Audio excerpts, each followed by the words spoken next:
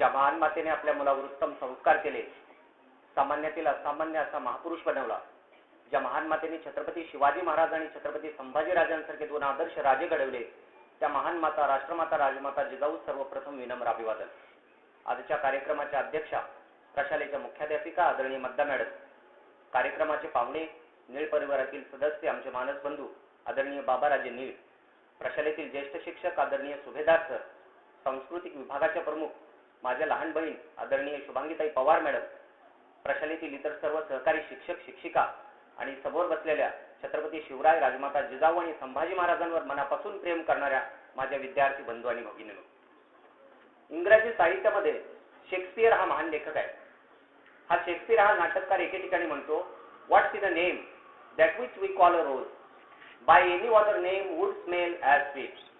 Shakespeare महाशय म्हणतात, गुलाबाला गुलाब न म्हणता दुसऱ्या नावाने जरी संबोधलं तरी त्याच्या सुगंधात काही फरक पडत नाही, म्हणून नावात काय असतं.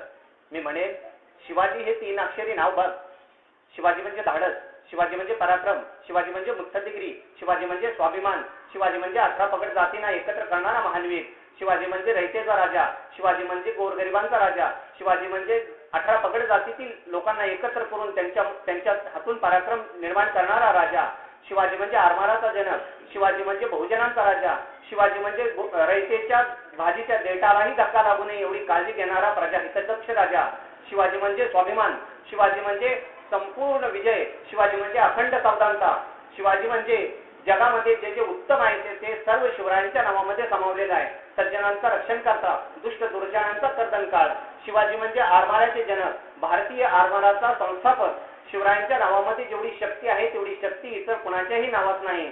तेव्हा शेक्सपियरला मी असं विचारतो की शिवाजी ह्या माझ्या 3 अक्षरी नावामध्ये एवढी शक्ती आहे, एवढा आत्मविश्वास, एवढी प्रेरणा, एवढी स्फूर्ती, एवढी जिद्द आहे, तेव्हा नावात काय नसतं. शिवाजी ह्या नावात एवढी शक्ती आहे, त्यामुळे नावातच सर्व काही असतं. आणि म्हणून तर 350 वर्षानंतर ही एवढं लोक इथं जमत असतं आणि ते कार्यक्रमासाठी उपस्थित राहत असतं. शिवाजी महाराजांनी जे स्थापन केलेलं स्वराज्य आहे ते स्थापन केलेलं स्वराज्य हे 18 पगड जातीतील स्वराज्य होतं. शिवाजी महाराजांची जयंती साजरी करण्यामागचं कारण काय आहे? शिवचरित्रावर पुन्हा पुन्हा ऐकण्यासारखं काय आहे? शिवचरित्रावर पुन्हा पुन्हा लिहिण्यासारखं काय आहे? असा बऱ्याचदा प्रश्न निर्माण होतो. आणि तेव्हा लक्षात येतं की शिवाजी महाराजांनी निर्माण केलेले जे हे राज्य आहे ते सर्व जाती धर्मियांचं राज्य होतं. शिवाजी महाराजांनी हे भोसले घराण्यासाठी उभा केलेलं राज्य नव्हतं, तर ते 18 पगड जातीतील लोकांसाठी निर्माण केलेलं राज्य होतं. आणि म्हणूनच शिवरायांचा इतिहास पुन्हा पुन्हा वाचावासा वाटतो. कारण शिवचरित्रामध्ये आपल्याला शौर्य दिसेल, धैर्य दिसेल, परंतु प्रौर्य अजिबात दिसत नाही. शिवाजी महाराजांमध्ये आपल्याला सद्गुण दिसतील, सदाचार दिसेल, सद्वर्तन जरूर दिसेल, पण छल कपट सूडबुद्धी अजिबात दिसणार नाही. शिवाजी महाराजांनी धाडस दाखवलं, चातुर्य दाखवलं, पराक्रम जरूर दाखवला, परंतु त्याचा अहंकार, गर्व, उन्माद जराही दिसत नाही. आणि त्याच्यामुळे शिवचरित्र आपल्याला पुन्हा पुन्हा ऐकावंसं वाटतं, सांगणाऱ्याला पुन्हा पुन्हा सांगावंसं वाटतं आणि ऐकणाऱ्यांना पुन्हा पुन्हा ऐकावंसं वाटतं. का घडलं हे शिवचरित्र? तलवारी तर सर्वांच्याच हातात होत्या. त्या काळामध्ये तलवारी तर सर्वांच्याच हातात होत्या, ताकद तर सर्वांच्याच मनगटात होती, परंतु हिंदवी स्वराज्य स्थापन करण्याची शक्ती ही फक्त छत्रपती शिवरायांच्याच रक्तात होती. हे शिवाजी महाराजांनी जगाला दाखवून दिलेलं आहे. शिवाजी महाराजांनी हे जगाला दाखवून दिलेलं आहे की आम्ही इथं राज्य जे करतो ते बहुजनांचं राज्य आहे, 18 पगड जातींचं राज्य आहे. आणि त्या राज्याच्या राजा होण्याचं जे स्वप्न आहे ते स्वप्न शिवरायांनी पाहिलं आणि ते स्वप्न सत्यात उतरवून दाखवलं. आणि म्हणून शिवरायांचा आज आपल्याला आदर वाटतो, अभिमान वाटतो, स्फूर्ती येते, प्रेरणा येते, आत्मगौरव आणि सन्मान वाटतो. रयतेच्या रक्षणासाठी स्वतःचं पोटचं पोर 7 वर्षाचा शंभू बाळ मिर्झा राजा जयसिंगाच्या तहाच्या वेळी इसवी सन 1665 मध्ये ओलीस ठेवणारा शिवाजी राजे हे जगातील एकमेव उदाहरण आहे. पुढे शिवाजी महाराज औरंगजेबाच्या भेटीसाठी आग्र्याला गेले आणि आग्र्याला जातानाही शिवाजी महाराजांनी शंभू राजांना सोबत घेतलेलं होतं. आणि औरंगजेब म्हणजे कोणी साधू पुरुष नव्हता, तो एक अतिशय छल कपट सूड बुद्धीचा माणूस होता. औरंगजेब कोण होता याचा थोडासा जर इतिहास आपण पाहिला तर आपल्याला लक्षात येईल की शहाजहान सारख्या कलाप्रेमी आणि प्रेमळ बादशहाचा पुत्र, तर लावण्यवती असणाऱ्या नूरजहाचा तो मुलगा होता. अतिशय क्रूर, कपटी, खुलशी तो बादशाह झाला कसा?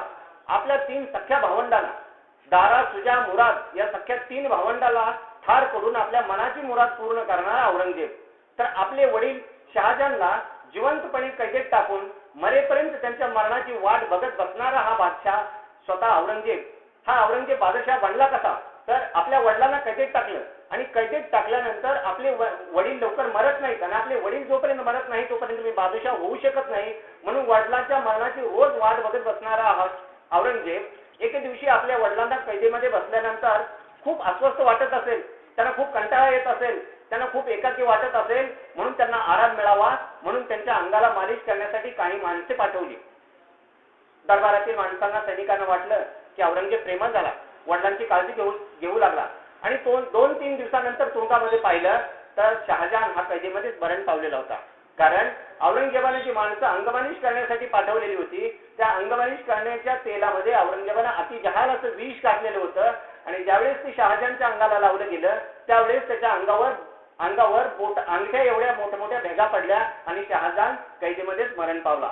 अशा प्रकारचा औरंगजेब जो आहे तो औरंगजेबाच्या दरबारामध्ये शिवाजी महाराजांनी आपला पुत्र संभाजी राजांना भेटीसाठी चर्चेसाठी स्वराज्याचा आणि शिवरायांचा प्रतिनिधी म्हणून औरंगजेबाच्या दरबारामध्ये दररोज पाठवत असेल आणि संभाजी राजांचा तो दिमागदार पोशाख, ऐटीत चालणे, रुबाबदारपणे बोलणे आणि धाडसाने दरबारामध्ये फिरवणे ह्या गोष्टी औरंगजेबाच्या मनाला स्पर्शून गेल्या आणि एके दिवशी लहर फिरली औरंगजेबाची आणि औरंगजेबाला वाटलं घ्यावं संभाजी राजांना सोबत आणि पुकारलं त्यांनी आपले शहाजहान अकबर आणि मुअज्जमला आणि गेला तो कुस्तीच्या फडामध्ये 2 मल्ल पहिलवानांची कुस्ती चाललेली होती आणि ती कुस्ती पाहण्यासाठी औरंगजेब स्वतःच्या मुलाला घेऊन गेला, त्याच्याबरोबर संभाजी राजांना घेऊन गेला. औरंगजेब डाव्या बाजूला बसलेले संभाजी राजे, उजव्या बाजूला बसलेले त्यांचे पुत्र मुअज्जम आणि अकबर आणि कुस्तीच्या फडामध्ये लक्ष देऊन औरंगजेब बघत होता आणि बघता बघता एका पहिलवानानं दुसऱ्या पहिलवानाला चित केलं, पाठीवर लोळवलं आणि आसमान दाखवलं आणि एकच हाहाकार उडाला,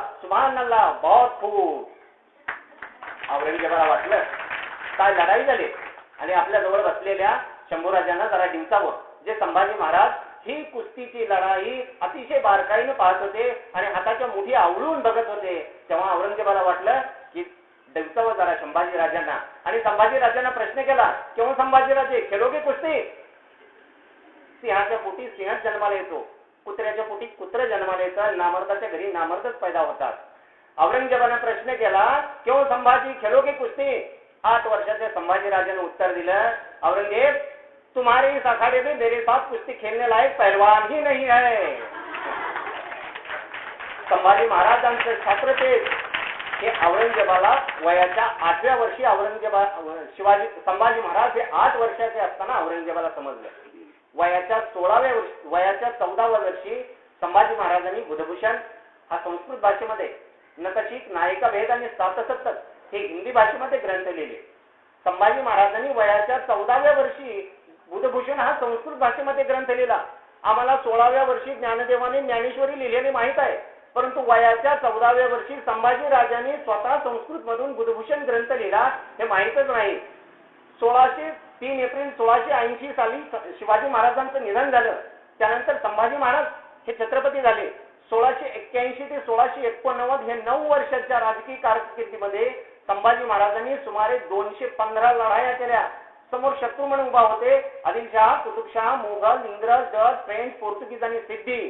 या सर्व शत्रूंबरोबर लढा देत 215 लढाया संभाजी महाराजांनी केल्या आणि विशेष एकाही लढाईमध्ये हार नाही, एकाही लढाईमध्ये माघार नाही, एकाही लढाईमध्ये पराभूत नाही. संभाजी महाराजांनी जे हे स्वराज्य जिंकून ठेवलं, शिवाजी महाराजांनी जे स्थापन केलेलं, आपल्या वडिलांनी जे स्थापन केलेलं बहुजनांचं राज्य हे संभाजी महाराजांनी अशा प्रकारे अबाधित राखलं. परंतु शिवाजी महाराज, संभाजी महाराजांनी 18 पगड जातीतील लोकांनी, 18 पगड जातीतील मावळ्यांनी आपल्या रक्ताने लिहिलेला हा इतिहास जो आहे, हा इतिहास कपटी खुनशी असणाऱ्या ब्राह्मण इतिहासकारांनी हा इतिहासाचं श्रेय दादू कोंडदेव आणि रामदासाने लिहून खऱ्या इतिहासाचा खून केला. हे आमच्या बहुजनांना माहितच नाही. शिकलेल्या, उच्च पदव्या घेतलेल्या, प्रचंड श्रीमंत असणाऱ्या, गाडी, बंगला, कार, मोटार आणि भरपूर बँक बॅलन्स असणाऱ्या बहुजनांना याबद्दल माहितीच नाही. याच्यासारखं दुसरं दुर्दैव आणखी कोणतं आहे? शिवाजी महाराजांची दूरदृष्टी किती होती याची काही उदाहरणं जर आपण पाहिली तर आजही आपल्याला आश्चर्य वाटतं. 6 जून 1674 रोजी शिवाजी महाराजांचा रायगडावर राज्याभिषेक झाला. राज्याभिषेकाचा दिवस हा सर्वांच्या आनंदाचा, सौभाग्याचा दिवस होता. बहुजनांचा, कष्टकऱ्यांचा, शेतकऱ्यांचा, श्रमकार्यांचा आणि वारकऱ्यांचा हा दिवस होता. त्यांचा राजा हा छत्रपती होणार होता म्हणून सर्वांना आनंद वाटत होता. शिवाजी महाराजांनी राज्याभिषेक करून घेण्याचे ठरवले तरी का? कारण संपूर्ण भारतभर अनेक सत्ता होत्या. आदिलशाही होती, कुतुबशाही होती, मोगल होते, इंग्रज होते, डच होते, फ्रेंच होते, पोर्तुगीज होते, सिद्धी होते. परंतु हे सर्व मुघलांच्या ताबेदारीत म्हणजेच अंकित होते. संपूर्ण भारत देशामध्ये एकच सत्ता अशी होती की जी पूर्णपणे सार्वभौम होती, म्हणजे त्याच्यावर कुणाचाही अंकुश नव्हता, अंमल नव्हता, ताबेदारी नव्हती, आणि ती सत्ता होती छत्रपती शिवाजी महाराजांची. हे जगाला कळावं, मी सार्वभौम राजा आहे हे समाजाला समजावं म्हणून शिवाजी महाराजांनी राज्याभिषेक करून घेतला, आणि तो दिवस होता 6 जून 1674. परंतु शिवाजी महाराजांनी स्वतः राज्याभिषेक करून घ्यायचं ठरवलं त्यावेळेस समाजातल्या, महाराष्ट्रातल्या तमाम ब्राह्मणांनी सांगितलं की तुम्हाला राज्याभिषेक करता येणार नाही, कारण तुम्ही शूद्र आहात आणि शूद्राला राजा होता येणार नाही. ज्या शिवाजी महाराजांनी वयाच्या 16व्या वर्षापासून लढा देऊन स्वतःचं हिंदवी स्वराज्य स्थापन केलं होतं, स्वतःचं क्षात्रतेज दाखवलेलं होतं, त्या शिवाजी महाराजांना या जातीवादी ब्राह्मणांनी सांगितले की तुम्हाला राज्याभिषेक करता येणार नाही. तेव्हा शिवाजी महाराजांनी असं ठरवलं की आपला राज्याभिषेक हा झाला पाहिजे, हा बहुजनांचा राजा हे समाजाला कळण्यासाठी हा राज्याभिषेक महत्वाचा आहे.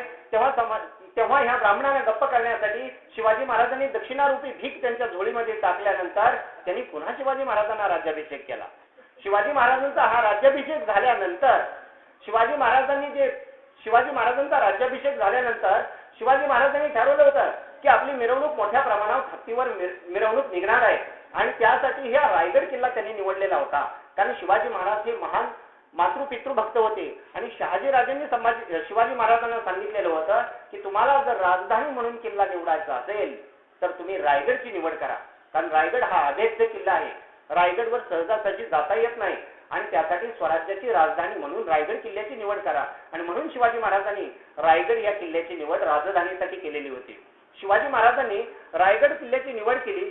शिवाजी महाराजांचा राज्याभिषेक झाला त्यावेळेस ब्राह्मणांनी पौरोहित्य करण्याचं नाकारलं. त्यावेळेस इसवी सन 1666 मध्ये औरंगजेबाने शिवाजी महाराजांना राजा हा किताब देऊन त्यांचा गौरव केलेला होता, त्यांचं राज्यपण मानलेलं होतं.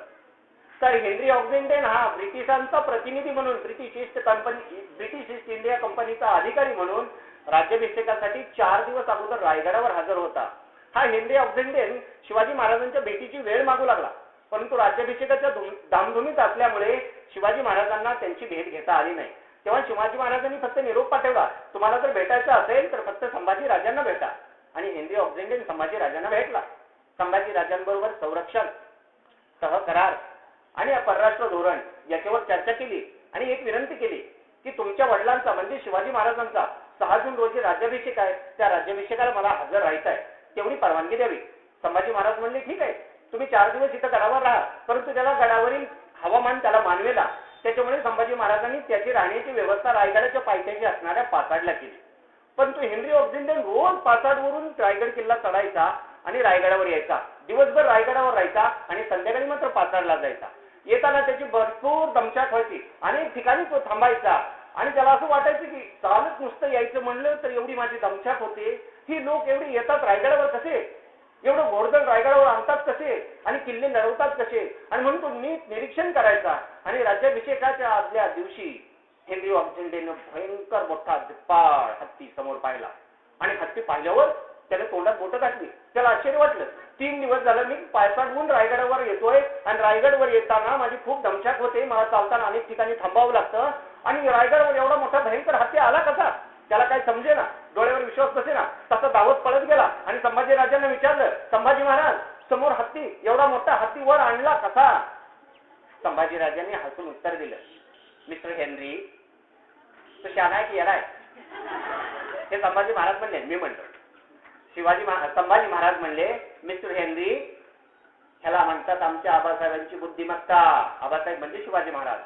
ह्याला म्हणतात आमच्या आबासाहेबांची दूरदृष्टी. ज्यावेळेस आमच्या वडिलांनी 16व्या वर्षी हिंदवी स्वराज्य स्थापनेची शपथ घेतली त्यावेळेस आमच्या वडिलांनी असं ठरवलं की मी येथील प्रजेला, मी रयतेला सुखी करणार, येथील प्रजेला मी स्वतंत्र करणार, यांची गुलामगिरी नष्ट करणार, येथील जनतेचा, प्रजेचा मी राजा होणार, आणि राजा झाल्यानंतर माझा राज्याभिषेक होणार. राज्याभिषेक झाल्यावर माझी रायगडावर हत्तीवरून मिरवणूक निघणार, आणि मग ऐनवेळी इसवी सन 1674 रोजी असा भयंकर मोठा हत्ती रायगडावर आणता येणार नाही, हत्तीला स्वतः वर येता येणार नाही. म्हणून आमच्या वडिलांनी स्वराज्य स्थापन केल्यानंतर जसजशी लढाया करायला सुरुवात केली, किल्ले जिंकायला सुरुवात केली, तेव्हा हत्तीचं छोटं पिल्लू आणून रायगडावर ठेवलं. आमचे वडील जसजसे मोठे व्हायला लागले तसा इकडे हत्तीही छोट्याचा मोठा होऊ लागला.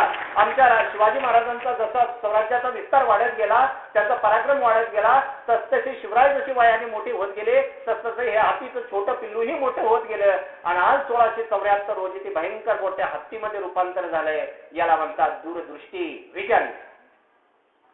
आपण साधी माणसं, आपल्याला आयसाईट असते, ज्याला आपण दृष्टी किंवा पाहण्याची क्षमता म्हणतो. महापुरुषांना दूरदृष्टी असते, त्याला फोरसाईट म्हणतात. आपली आयसाईट खराब होते म्हणून आपण चष्मा वापरतो, कारण आपण अति सामान्य माणूस आहे. ज्यांना दूरदृष्टी, विजन, फोरसाईट असते त्यांना म्हणूनच महापुरुष, महानवीर आणि युगपुरुष म्हणतात. माझे छत्रपती शिवबाला सुद्धा म्हणूनच छत्रपतींना शिवरायांना म्हणूनच युगपुरुष शिवाजी महाराज असं म्हटलं जातं. शिवाजी महाराजांनी आपल्या सैनिकापुढे नेहमी म्हणत, दिल्लींद्रासारखा शत्रू आपल्या उरावर आहे, आपल्या हुद्रीत 350 किल्ले आहेत, माझा एक एक किल्ला वर्ष लढला तरी 350 किल्ले पाहिजे. शिवाजी महाराज म्हणायचे की आपल्या स्वराज्याचा घास घेण्यासाठी औरंगजेब हा तपून बसलेला आहे. आपल्याकडे त्यावेळेस 350 किल्ले आहेत, माझा एक एक किल्ला वर्ष लढला तरी माझं स्वराज्य 350 वर्ष टिकेल. परंतु औरंगजेब काही 350 वर्ष जिवंत राहणार नाही. अशा प्रकारे शिवाजी महाराजांनी दुर्दम्य आशावाद आणि आत्मविश्वास व्यक्त केला होता. आणि इतिहास साक्षी आहे मित्रांनो, शिवाजी महाराजांनी केलेलं भाकीत हे खरं ठरलं. 3 एप्रिल 1680 रोजी शिवाजी महाराजांचं महानिर्वाण झालं. तेव्हा संभाजी महाराज छत्रपती झाले. 1681 ते 1689 छत्रपती संभाजी महाराजांनी औरंगजेबाच्या विरुद्ध लढा दिला. 1689 ते 11 वर्ष राजाराम महाराजांनी लढा दिला.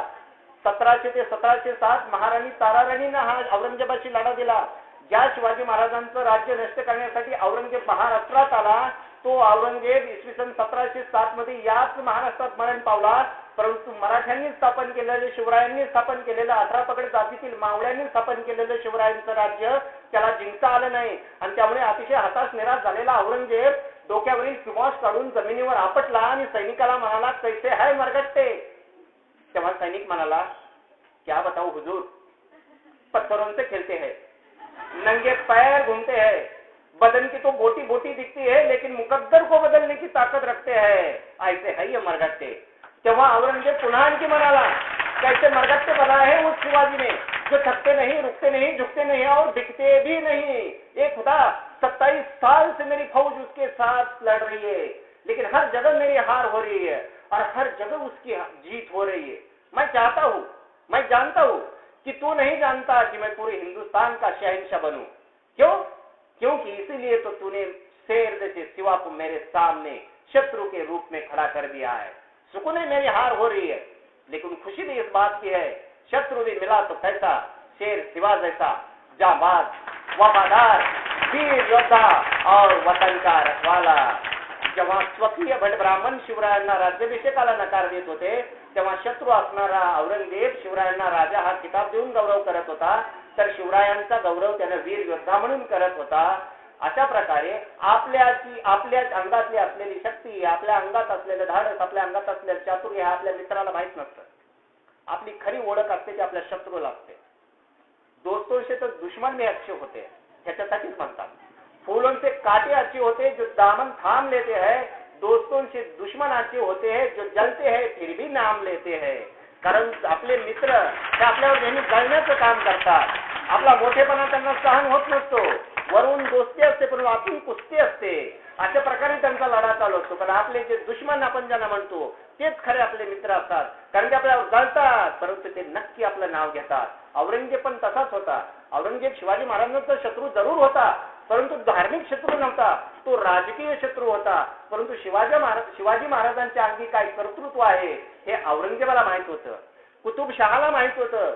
शिवाजी महाराज ज्यावेळेस दक्षिण मोहिमेच्या वेळेस, दक्षिण दिग्विजयाच्या वेळेस कर्नाटकामध्ये गेलेले होते गोवळकोंड्याला, त्यावेळेस तिथला अबुल हसन कुतुबशहानं शिवाजी महाराजांना स्वतःच्या सिंहासनावर बसण्यासाठी परवानगी दिलेली होती. एका सिंहासनावर अबुल हसन आणि शिवाजी महाराज दोघेही बसले होते. कारण अबुल हसन म्हटला होता की तुम्ही मोठे भाऊ, मी लहान भाऊ, आपण दोघे आहोत आणि तुम्हाला मी येथील जंजीचा किल्ला जिंकण्यासाठी मी मदत करतो. शिवाजी महाराजांचं मोठेपण संपूर्ण जगाला माहिती आहे आणि शिवाजी महाराजांनी केलेली भाकीतही आज आपण लक्षात घेतली पाहिजे. शिवाजी महाराजांनी आणखी एक भाकीत केलेलं होतं की माझ्या स्वराज्याला, माझ्या देशाला जर कुठून धोका आहे तर तो धोका आहे समुद्र मार्गाने. आणि शिवाजी महाराज म्हणून म्हणायचे, मी गडकिल्ले उभारलेले आहेत, गडकिल्ल्याच्या आधाराने मी प्रजेचं संरक्षण करू शकतो, रयतेचं रक्षण करू शकतो. पण माझ्या भारत देशाचा जर नकाशा पाहिला तर तो नकाशा नीट बघितला तर लक्षात येते की उत्तरेला हिमालय पर्वत आहे, दक्षिणेला हिंदी महासागर आहे, पूर्वेला बंगालचा उपसागर आहे आणि पश्चिमेला अरबी समुद्र आहे. आणि याच्यामध्ये सुरक्षित असणारा भारत देश आहे. तरी पण आपल्या भारत देशावर अनेकांनी आक्रमणे केली. याचं कारण काय असावं? कारण आपल्यामध्ये जाज्वल्य असं देशप्रेम नाही, प्रचंड स्वार्थी वृत्ती, एकमेकांची पाय ओढण्याची स्पर्धा, चांगल्याला प्रोत्साहन द्यायचं नाही, वाईटाला नीचाला प्रोत्साहन द्यायचं आणि मजा बघत बसायची. ही जी प्रवृत्ती आहे, ह्या प्रवृत्तीमुळं या भारत देशावर अनेकांनी आक्रमण केली, इतर सत्ता स्थापन केल्या. त्या सत्ता स्थापन केल्या याच्यामध्ये सगळ्यात जास्त कालावधी जो आहे तो कालावधी होता इंग्रजांचा. त्या इंग्रजांनी समुद्र मार्गाने येऊन इथं सत्ता स्थापन केल्या. इंग्रज, डच, फ्रेंच, पोर्तुगीज हे समुद्रावर अजयी होते. यांचा पराभव कुणी करू शकत नव्हता. एवढा मोठा आशिया खंडातील सर्वात बलाढ्य सत्ता असणारा औरंगजेब, परंतु तो समुद्रावर हतबल होता. आणि म्हणून शिवाजी महाराजांनी मनुस्मृतीतील सिंधू बंदी, हे सप्तबंदीपैकी एक बंदी जी आहे ती उठवली आणि सांगितलंय की आम्ही सुद्धा समुद्र पर्यटन केलं पाहिजे. आणि म्हणून शिवाजी महाराजांनी स्वतःचा आरमार उभारलं, युद्ध नौकांचे तांडे उभारले, गलबात, गारूड, तिरकाटी, मसवा अशा प्रकारचे अनेक जहाज शिवाजी महाराजांनी निर्माण केली. आणि हे करत असताना शिवाजी महाराज नेहमी सैनिकाला म्हणत की माझ्या देशाला जर कुठून धोका आहे तो समुद्र मार्गाने धोका आहे आणि म्हणून मी आरमार उभारलेला आहे. परंतु आपण महापुरुषांच्या विचारांकडे दुर्लक्ष केलं, गाफील राहिलो आणि त्याचा परिणाम माझ्या शिवबाने ठरवलेलं भविष्य आहे ते भविष्य खरं ठरलं. 26/11/2008 जो हल्ला झाला तो हल्ला समुद्र मार्गानेच झाला. आणि त्यावेळेस आमच्या लक्षात आलं की हीच गोष्ट 350 वर्षापूर्वी शिवाजी महाराजांनी सांगितली होती की आम्हाला जर धोका कुठून असेल तर तो समुद्र मार्गानेच आहे. का घडलं हे? कशामुळे घडलं हे? कारण आम्ही शिवरायांचा इतिहास विसरलो, शिवरायांचं चरित्र विसरलो, शिवरायांची शिकवण विसरलो. आता आपल्याला शिवचरित्र वाचलं पाहिजे, शिवरायांनी सांगितलेल्या गोष्टी केल्या पाहिजेत आणि ह्याचं आचरण स्वतःपासून सुरू केलं पाहिजे. दुसऱ्यांना उपदेश करण्यात काहीही अर्थ नाही. जेव्हा काही गोष्टी स्वतःपासून आचरणात माणूस आणतो तेव्हा त्यातलं गांभीर्य आणि महत्व माणसाला कळतं. हे शिवाजी महाराजांनी आपल्याला सांगितलेलं आहे.